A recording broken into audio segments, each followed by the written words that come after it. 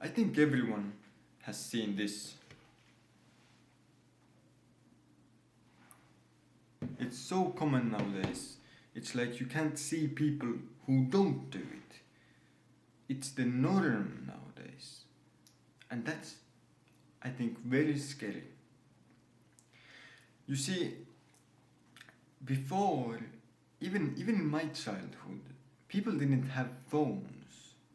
You know, like it wasn't like a common thing. People would actually go to other people's houses to ask, like, oh, you wanna play? Like as a child. But now it's like people don't ask others to play. Like children don't go and ask other children to play football or just play outside. They watch TikTok. And it's not like I'm any better. I do stupid shit online. Everyone does. And it's led to, I feel like, the worst possible outcome that social media could have done. I think social media, just like with any other powerful tool, it could be so great, it could achieve so much good, yet it's gone down this rabbit hole of garbage where we just waste our time watching stuff again and again and again. We watch some stupid videos that don't actually help us in any way. We watch stupid news articles that don't even affect our lives. We listen to the news that about stuff happening on the other side of the world and we're horrified and we have huge reactions and we're like, oh no. And it's like, this doesn't actually affect our lives. I'm not saying that it doesn't affect other people's lives and that we shouldn't care. But should we truly use our limited time on planet Earth worrying? And I think it's also affecting the social skills of people.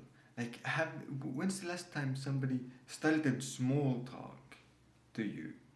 I mean, I've had to consciously be like, okay, I need to go and start small talk with strangers if I'm in an elevator or something like that. Simply because I need to like consciously get better at social skills. I need to try to get better. I need to try to achieve the social skills which people used to learn before just by existing. But now that we're so much on social media and so little in real life, most people don't even have the very basic social skills that you would acquire naturally by existing in the world before social media existed. And I think that's led to all kinds of trouble in the modern world. People don't know how to act in social situations. People don't know how to make friends. Loneliness is on the rise. People don't know how to have meaningful relationships with other people. They don't know how to even talk to their family members. Like all kinds of things that just all stem from the singular cause, which is us being on social media too much.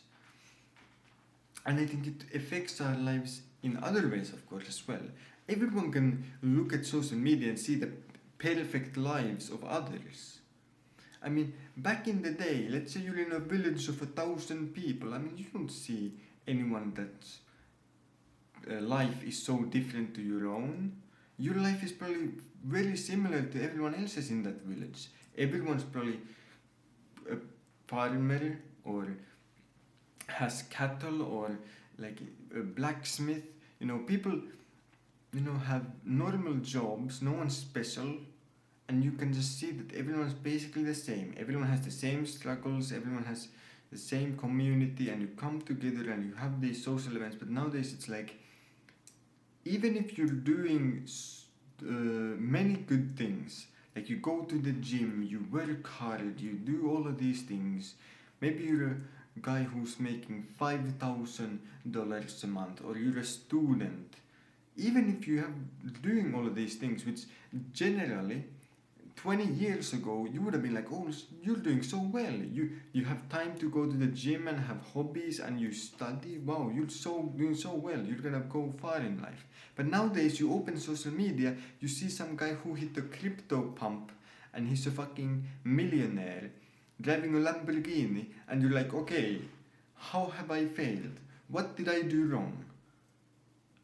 And maybe you didn't do anything necessarily wrong, but we can see the top of the top that we couldn't see before. The peasants didn't see the life of the king inside the castle, but nowadays we do. We see the king's life. We see the top of the top every single day. So even if our lives are not even bad, I mean, how many people complain about their lives even though they have clean water, they have a house over their head, they have probably a car, a job, all of these things that if you had those, before, you would be like, holy shit, you have nothing to complain about.